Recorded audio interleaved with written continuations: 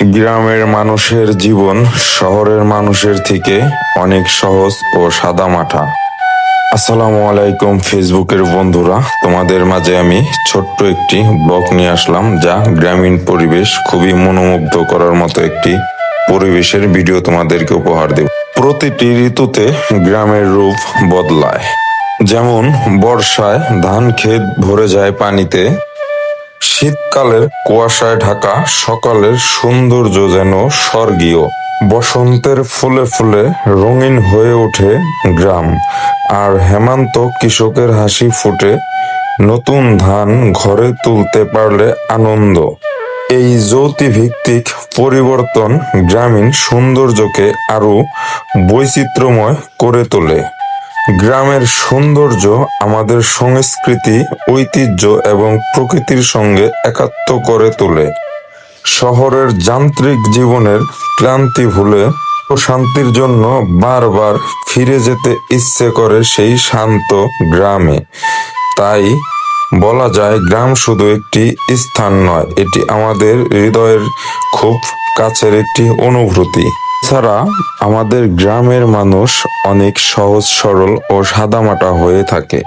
মানুষজন আন্তরিক, পরস্পরের সুখ দুঃখে পাশে দাঁড়ায়।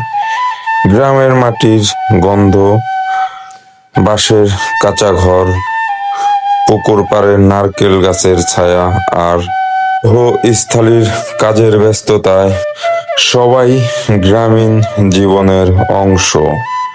এই সরলতা, শান্তিপূর্ণ পরিবেশে গ্রামে বড় এক সৌন্দর্য। তাই আমরা যারা গ্রামের মানুষ আছি, গ্রামকে খুবই ভালোবাসি। বন্ধুরা, আপনাদের মাঝে আমি এতক্ষণ অনেক গ্রাম নিয়ে কথা বললাম।